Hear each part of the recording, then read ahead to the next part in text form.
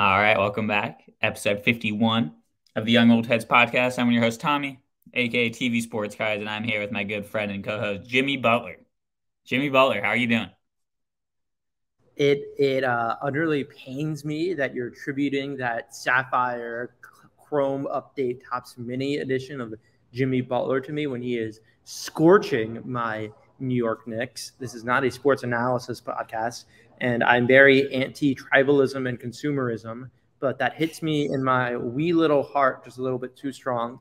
But I'm doing fine. I'm cardsing. I'm buying old dead guys.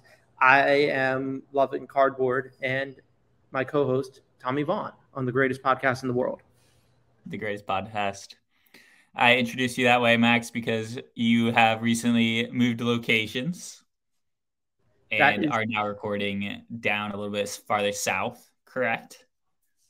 That is true. I mean, this podcast is all about the content because we're content machines. And I am in South Beach, Miami. I am in enemy territory, and I'm helping my sister move out because I love my sister and I love my family, and I'm a family man. And, hopefully you can, pass on our cards one day to our families. But Max, I have not done much with cards this week. I am going to the Lennox Card Show on Saturday. I'm excited to be able to go there without having any sort of responsibilities to a business and just have fun. So I will finally, I haven't been to a card show in a minute, so I'm excited to go. I'm going with my friend. It'll be fun. What have you been up to, Max? So it's been about 8 days since we recorded our last episode, 9 days. Something of that. I think last time we talked, did we talk about Rally Road yet? No, we actually have not. No, we haven't. Good, because I don't want to just double talk about cool things that have happened, because that was a cool thing that happened to me. So content manager. So I guess we'll announce our next guest formally. Content manager. I hope I got the title right. Content guy at Rally Road, Will Stern, will be our next guest on the big episode 52. Rally Road is a asset fractionalization company in New York, and I had some pretty hot takes with asset fractionalization when we discussed this. I want to say episode 11, somewhere in the episode. Yeah, way back we did a fractionalization. OG Young Old Heads moment. And it's cool that we actually, Will's become a friend of mine. He let me stop by the Rally Road office, and I got to hold a $1.5 to $2 million card in my hand, which is very cool. It was the Nuns Honus Wagner from T206. It has the designation shellacked and authentic, which is very cool to me. And Will is a collectibles everything guy, but he obviously does a lot of dabbling in cards. And I look forward to a really good conversation about cards and collectibles in general, and the tangents and the connections, what's similar, what makes everything different. I've been on my really strong Googling of watches lately as an asset class that I've been completely absent to. And I like drawing the connections. Interesting. I have not been to the Rally Road office like you have with your nice little sound of a notification there. Wow, is this a subtle hint to be on Do Not Disturb? Tommy, just a soliloquy to all of our fans and listeners. I updated to the new iOS, and now when I'm on Do Not Disturb, it still pings. So I don't know how to fix that. They don't want us to win, Max. They don't want us to win. But I do want fractionalization to win in the long run. I think that having greater access to these high-end cards to the layman is a good thing.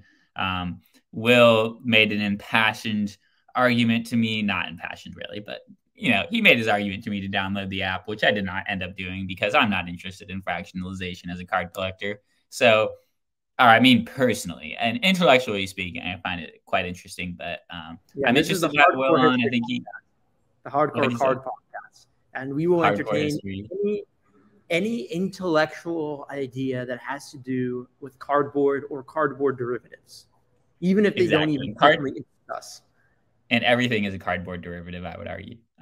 But no, Will will be fun to have on. He has a lot of inside takes on, what's going on in the industry on the high end scale, and also like the democratization of high end. So I think we're gonna have some fun stuff to talk with him about. Make sure to check out his content beforehand. And if you have any questions, if anyone out there who listens to this podcast has anything that they'd like to ask him, feel free to reach out to us. I believe our email is youngoldheadspodcast@gmail. Yeah, youngoldheadspodcast@gmail is our email if you want to reach out to us with questions, but you can also hit us up on the DMs. We're obviously very active on there. But yeah, Max, I'm excited for that. I feel like episode 51 here, you know, we've done 50 of them, 51, actually 52 now, technically, if you include the bonus episode that we did way back that I lost in my files and then refound and put out for us. People asleep on that episode. But I'm feeling like kind of like we're in a new phase. You know, I'm about to move to a new apartment next week. You're in Miami now. Like, this is like Young Old Heads season 3, season 4 kind of to launch off here, I feel like. And I think the official season kickoff is going to happen once we have our elusive mystery sponsor. Whenever that comes to finalization, I think that will be the official dawn of YOHS2 or S3 or S4, however you want to phrase it. But what's on my mind is that I'm in Miami now. I am going to the Dallas Card Show is next week, and I'm pumped to have cardboard ingested into my veins 24/7. Tommy, I know you were talking about not going to any card show recently. Really, I'm a very simple man, and that whenever I have the opportunity, again, whether this be a small one-day show or whether it be a 5-day monolith piano concerto, pictures at an exhibition type of ordeal, if I am thinking and engaging in cardboard 24/7, that's just like a vacation from life. And if I get to do money while doing it, that's even better. That's okay. If I get to be with friends while doing it, that's even better. And everyone in the hobby is a friend to me because I have the warmest, biggest heart. And I love talking to everyone. And the fact that we can all communicate online and then meet in person and it's not weird is pretty awesome. Pretty cool. Pretty cool. If you see Max at the Dallas Card Show, make sure to say hi. We've done some recaps from Dallas in the past, Max, but you know, you always have kind of a new thing that you're going into the show with. Sometimes you're going in there with a lot of cash. Sometimes you're going in there with a lot of cards that you're hoping to turn into cash that you then will turn back into cards. The type of card you go into is always different. Sometimes they're high-end football quarterbacks. Sometimes you got some Bowman. Sometimes you got some vintage. What do you got going into this show? What's the strategy? What do you have? I mean, little fun fact that I don't think not a lot of people know. I have a podcast, and my co-host that I started my podcast with, I didn't even meet him in real life until like 20 episodes in, which I think is like really crazy. Like, I didn't even meet my podcast co-host in real life, which is like pretty wacky and pretty crazy. I don't know who that podcast co-host is, but he's doing a pretty good job at it. But anyways, yeah. So I have only been. So I'm trying to think of the best way to frame this. I have been to, let's just say, 3 different travel shows. I've been to Dallas in January. I went to the Burbank Card Show in February of 2023. I went to the Chicago Spectacular in March 2023. And then I guess we also can count Chantilly because that's like a national level show. I went to Chantilly, Virginia show in What about the national? March. Oh, there's the national. But if we're talking about like, dude, the national is just like a vibe palace, man. No, the national I'm there for the friends. The money is cool. Having a big budget of cardboard that is self-made is cool. And if we're talking about what my mantra is for entering this iteration of the Dallas Card Show, which is only my 2nd time going, I'm right now at a stage where I have a lot of cards. I have enough money to spend. I have enough cards in my bag that are modern. And right now, this is my 3-month anniversary or something like that of being into vintage. I've only been doing this for 3 months, which is feels kind of crazy and feels kind of fun. But I right now have a lot of cards that I am winning at auction houses and then sending to PWCC Vault to try and get high appeal designations, and then furthermore trying to flip online. which I'm hearing some rumors about PWCC, Max. I'm There's some hearing shenanigans. rumors about rumors on PWCC. But the funny thing is that, with their vault, they have no fee on the ingestion, but the withdrawal fee is 3% if you withdraw within 90 days and 1% if you withdraw after 90 days. So within 90 days, 3%, after 90 days, 1%. And I don't really want to withdraw before the card has sold if it's in that vault, even though I know selling in person is a little bit easier and necessarily eat that 2% on the sale just because the margins add up very quickly. So right now I'm at a stage where I am kind of backlogged in vintage a little bit and don't really want to draw early and then also be into cash. But with that in mind, this Dallas, we'll be looking at quarterbacks. We'll be looking at vintage I think looks really good. And I will be into find interesting baseball because in this sort of climate, we've had baseball heat up through March. It reached opening day. We are cratering in free fall late April, now early May. And I want to say we're hoping that I hate to catch a falling knife, but hoping we're at rock bottom as we tread water until the All-Star break and then maybe can climb back up again. That's the hope. But I think we're already down our cratering to where everything has lost 20% and movability. I saw shameless plug for Max's Minute, which I am going to next ask you about, so don't interrupt me here. But I saw the Julio Rodriguez Gatorade Bath SP that you at one point on the podcast were quoted saying is the easiest $200 that you can, the most solid $200 out there. Saw you selling one for $175 on Twitter. But Max, real quick, before you refute that little point there, can you tell everyone what you did on Twitter the other day? I feel like that was pretty cool and something that you haven't done in a while. Sure. I brainstormed this idea several months back, and I want to keep going at it. Essentially, you know me, I do a lot of both from $1 to $1,000 and higher than that levels, nominations cards, and the cards that I kind of try to give the most press to are the higher end ones because I'm more financially leveraged in them, and I got to move them quicker. But if you would judge me based off my tweets and not by my actions, you would not see that I do lower end really at all. And sometimes all you need is a few eyeballs in order to sell anything. And I like to think that I have good cardboard taste. So as a amateur to veteran card seller, I'm like, okay, how do I show off my lower end without just being poverty? And my takeaway from that was, what if I just I know if you're watching a sale and just in general, my perspective was like, okay, when's the next card going to post? I don't want to wait 5 minutes. I don't want for her to wait and take the picture and comp the card. And I'm like, okay, what if just take a huge bong rep, something that I don't do. And it's like, man, what if we just scheduled all of them in advance and just made it so that one card drops every minute, or a post with 4 cards drops every minute, and of course trying to be as fair as possible.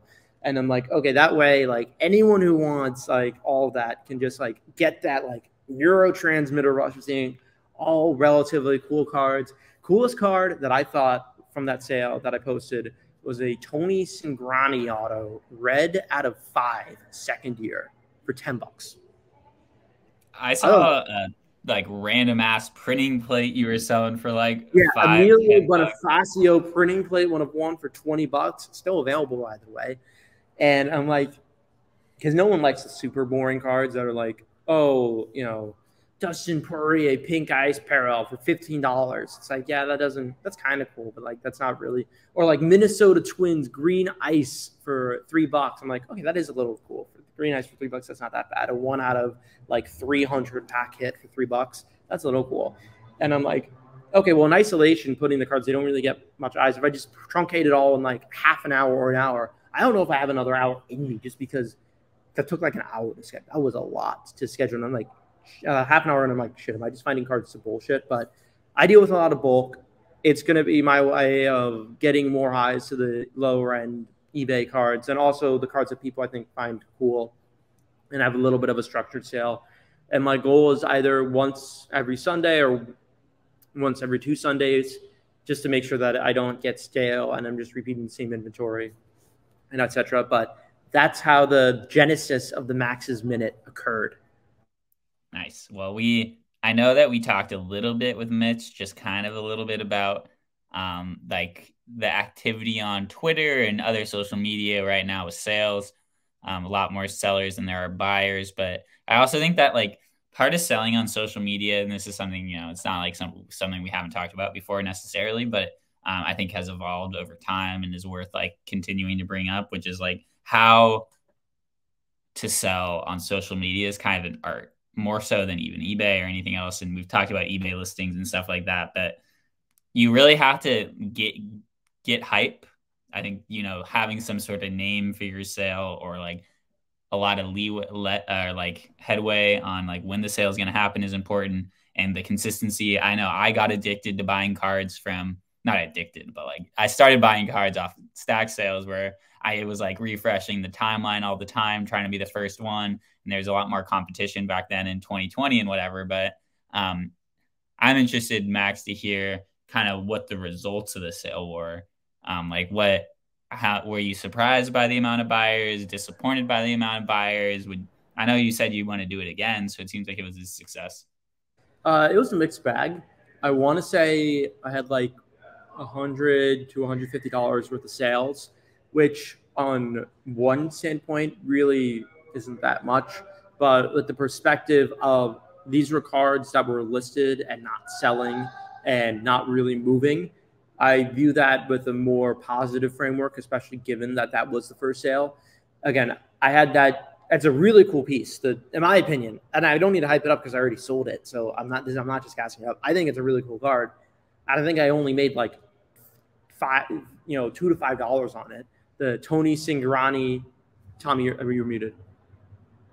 Oh, sorry. Okay. I was just going to ask you what the card was. Yeah, no, the Tony Cingrani 2014 Topps Tribute, or was it Triple Threads or Tribute? I get the T brands mixed up. Red auto out of 5, and I'm like, that's a card that's like, it's going to, a collector in Ohio. It's red out of 5. I mean, for $10, like part of that is just like, you wouldn't find out on eBay unless you're specifically finding Tony Cingrani, our Italian friend and card subject. But I was going to say, and then I'm going to say these two things, and then I'm going to go on the Julio real quick, and I'm going to then give you my co-host, the mic, that eBay and Twitter are both a selling art. The differentiator is that I want to be the neurotransmitter rush. It just lets you get unlimited, feed dopamine from seeing lower end or sometimes higher end cards in your feed for a short hour. And I have fun, and then everyone else has fun, and whatever. eBay, the art is entirely pictures, titling, and being smart. I showed it off last night. I had a Jason Tatum PSA 10 Prism sale, or Silver Prism sale from 2017, his rookie, and I sold it for $1,150. There was a listing present for $1,140 or best offer that is still currently active with 11 watchers. And previous sales were all $800 to $100, all on relatively low auctions. Excuse me, $800 to $1,000, with the highest being about $1,000. And I beat out the lowest listed sale. That was OBO as well, due to having a really nice picture, being at 2% promoted listings, and just knowing ball. And I think that is an art in of itself. The joke's on me because I was valuing that at like $10.75 valuation when I got it in the trade. It was the Shohei Ohtani Bowman Chrome Auto that was like the $6,000 card or whatever, and the Jason Tatum PSA 10 Prism. I was into that Jason Tatum for like $635 or whatever, and I'm going to net about $875 or so, I think, after fees, or maybe $975, something like that. So that makes more sense, $975. And also, I'm going to profit like $300 to $350 off of that $6K deal. So it's good to finally have that closed. But point being, eBay is an art as well. Last quick little thing I'm going to talk about, the Julio Rodriguez Gatorade Bath. That is the most rock hard, consistent card and value that I have seen in such a long time, simply because the card fucks. PSA 10s have gone down a little bit. PSA 10s started at like 600 and are now at like 350 to 400 right now. but the Gatorade bats in general have done like 200 to 235 on release. Actually, they were like 215 to 250 on release back in like October of 2022, and now they're in like the 160 to 200 range.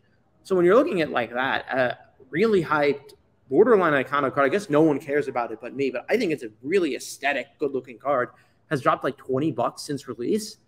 Dude, that's like the most rock-solid consistency in cardboard that I have ever seen. I cracked a Get the Gunnar fuck out of here, dude. Get the fuck out of here with that. I cracked a Gunnar Henderson Bowman Chrome Auto at the Burbank show. Shout out Certified Cards, my favorite person ever, my bunk bed roomie, who also does a really good job prepping cards. I bought a PSA 9 at Burbank card show for $300. I cracked it, prepped it, got a PSA 10 on it, and the card, Gunnar Henderson first Bowman Chrome in a 10, is now worth about $275 to $300. That is volatility. That card went. I am going to lose money even though I upgraded that card from a 9 to a 10 in 2 months. That is not the Julio Rodriguez Gatorade Bath SB. Well, we'll have to keep an eye on it because you made a lot of strong statements there. What do you say? Sorry. Who do you think you are? I am. That is a card. Volatility. That's do you have that? I wish. It's kind of cool. So, have you talked about the Pete Weber at all? We have not talked about the Pete Weber. So, King Real Human Being, Brian Gray, released a Pete Weber Leaf Inscriptions auto. Leaf has a lot of inscriptions autos that they do with famous celebrities and TikTok stars and other women who I totally am not down bad for, but including Pete Weber, professional bowler, who has the famous quote, "Who do you think you are? I am." I remember so it was priced on this site for, I want to say, $60.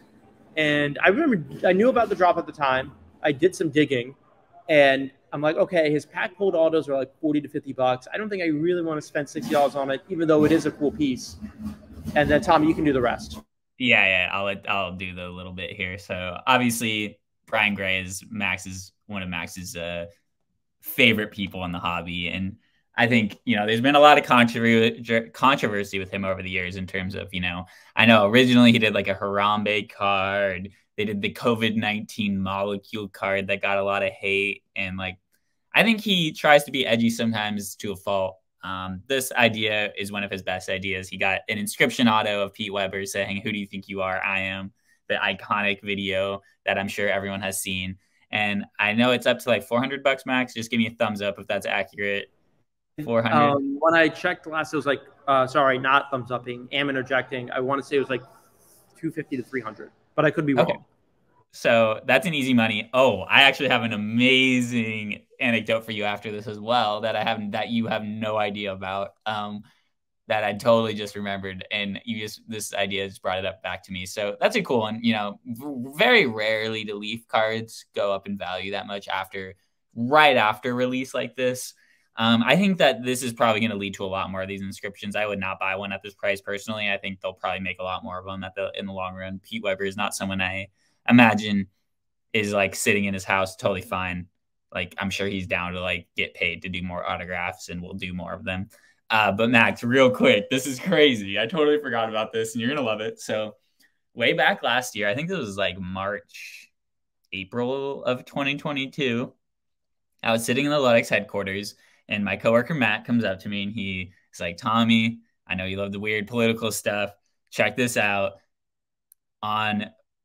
He's like, "I know you like the political stuff. This is a guy that I think this is interesting to you." And he showed me Ron DeSantis, whatever, his website had a out of 500 card. Max, you can look this up on eBay while I'm talking about this. Out of 500. It has him. I think he played on Yale's baseball team or something. I don't know. It's him in a baseball jersey when he's in college. It's out of 500. I think it was $40, 30. No, $40 seems like a lot. I think it was like $30, $20 on his website. I'm pretty familiar with like the Bernie Sanders has like a Field of Dreams card from 2016. There's a history of campaign related cards. It's not a very long history, but it's one that exists. Me being someone who has talked about on this podcast before buying a Pete Buttigieg printing plate as a political prospecting play, I saw this card and I go, yeah, fuck it. Let's do it. Like, let's buy one. political prospecting. Who knows what the next presidential candidates are going to be? So I got one of those cards. It's been sitting in my box in my closet for a year now, and whatever. And Matt texted me the other day, and he goes, "Hey Tommy, you should check eBay for recent sales of that card." And I was like, "Shit, cool. I'll check it out."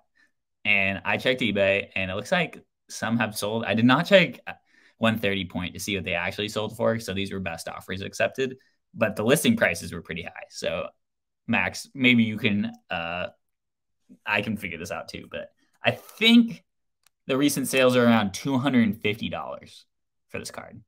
Out of 500. Yeah, I'm looking at it now.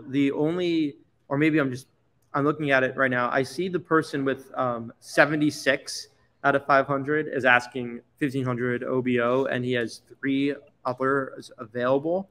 Yeah, he is in his Yale uniform, and I'm trying to see sales. Give me like 3 seconds. I see lowest available right now is 450 OBO.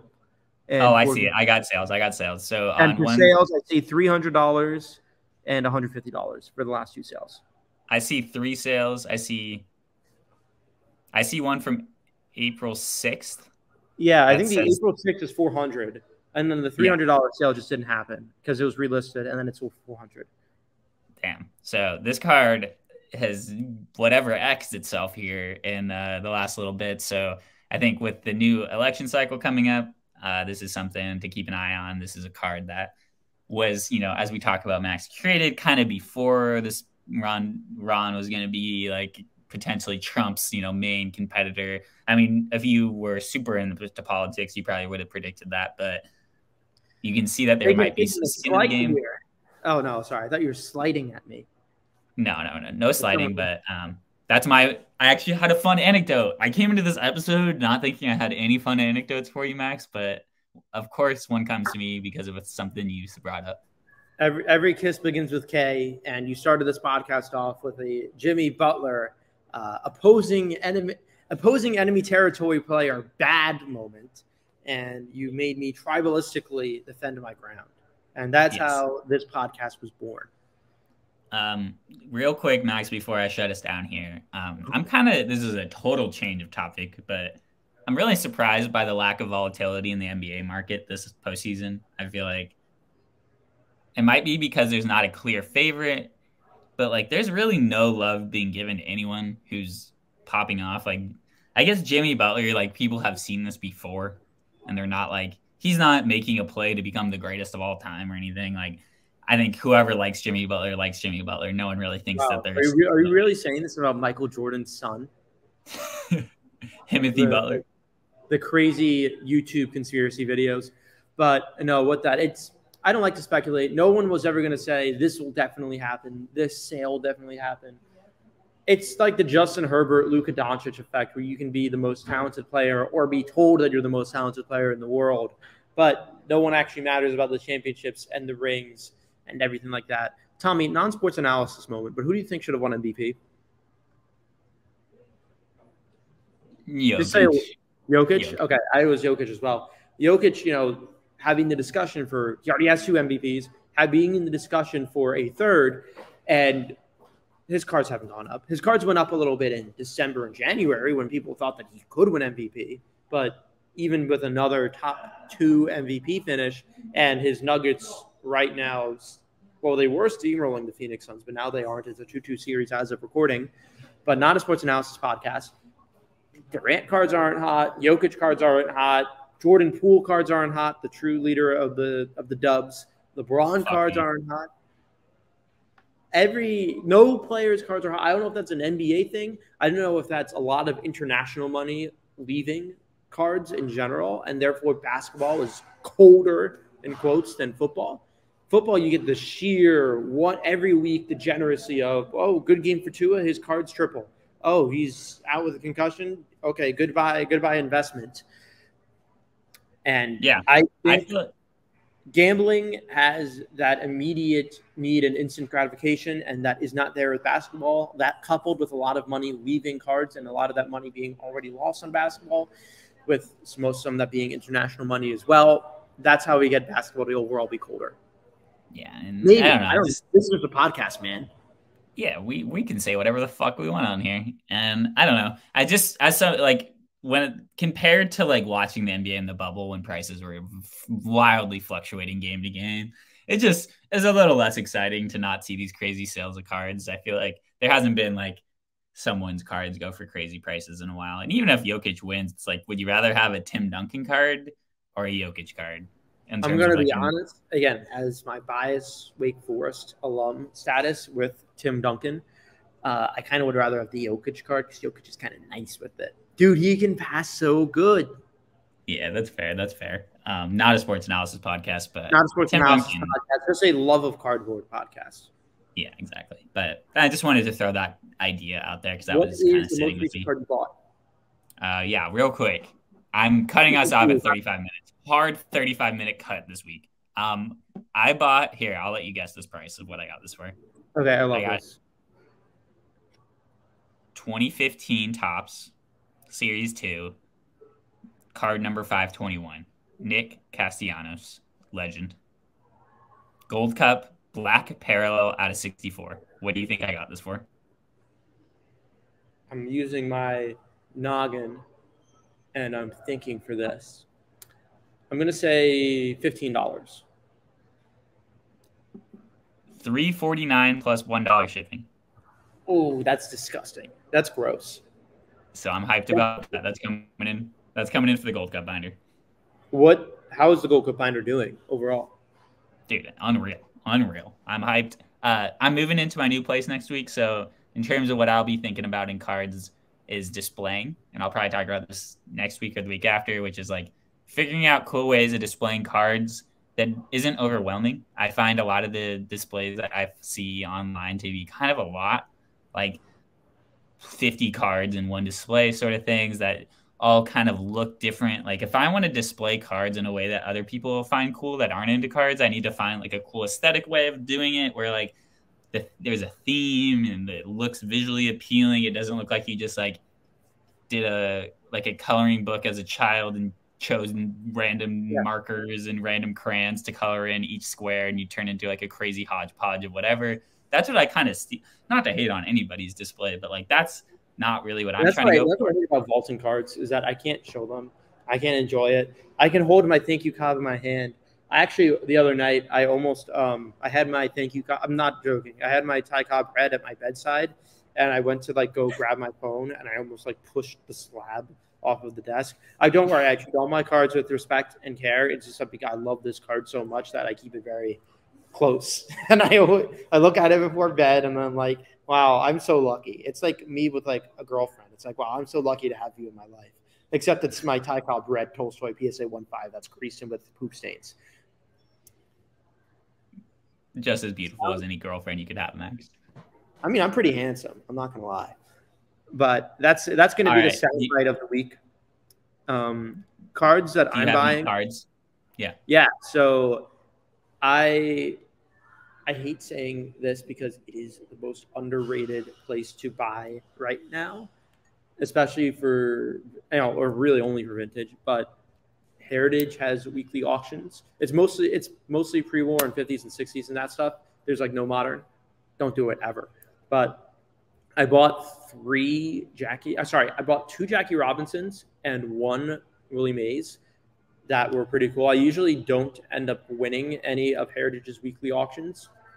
And Heritage's catalog auction, if you don't know in the vintage world, Tommy, so most auction sites that are big have a monthly auction to an extent, like the bigger ones too. And then once every 3 months, they'll have a catalog auction.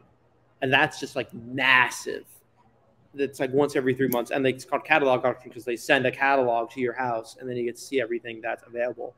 And so I won a 1959 PSA 6 Willie Mays, and it is dead centered and it looks absolutely gorgeous and I'm in love with it. I'm not going to marry it though, like I am my Tolstoy Cobb. I bought a 1956 PSA 4 Jackie Robinson that was just a little off center, but I thought the color was really strong on it. And that, along with my 1953 Topps PSA 2 Jackie Robinson that I also bought last week, Those are my first Shackies that are not rookies. I think all of them, all three of the cards I bought present phenomenally and beautifully. And I don't want to say I'm ready to go broke on this catalog auction that ends in, I think, 2 nights, which is pretty crazy in my eyes, and is like quadruple. No, it's 117 pages of 24 cards on a page, and it's almost all vintage. It's like the original stack sale. Yeah, it's like the original stack sale. So, I mean, part of my logic with that is like, okay, well, if I'm the underbidder, then you can't ever overpay because there's always someone that's also willing to pay more. I actually got in contact with the underbidder of my Tolstoy Ty Cobb, and he was like, yeah, it had tobacco stains. Otherwise, that's why I didn't want to push it stronger. And I'm like, okay, well, I love it. So, and he's still looking for a Tolstoy Cobb, and it's like the price of mine just got 10 feet higher. But those are some cool vintage cards I bought. I'm going to send them to TWCC Vault and try to get those stickers and just try to raise the market value more, even though it's a dumb concept. But it adds a spotlight onto the card that kind of makes it less of an arguing and negotiation point that something looks better for its grade, which I think genuinely has good value. There's rumors on the rumors of PWCC, which we didn't touch to, but I don't know how logistic those rumors are. And buy cardboard, live life, have fun. Yes, Max, we will see you after your trip next week in Dallas. The rumors that we are hearing is that PWCC might be broke, but we are questioning that rumor. And then we'll probably have an episode with Joe in between. Probably. We might have one. We'll see. I'm moving next week, so we might have to. We'll just follow us on Twitter because that's where we'll put out episode announcements. For the move. Sick invite for the Blood Card Show. Yeah. Shameless plug. Also, I grinded out a Wes Anderson inspired TikTok / Instagram reel video. It went so hard. It went so hard. Shout out my girlfriend Abby for helping me film that. Oh yeah, no, I very much enjoy commenting, and it's not shit posting, it's love posting my comments. Yeah. Such as babe, please take a picture of me holding the hobby box like a phone. Those are selfies, Max. Those are selfies.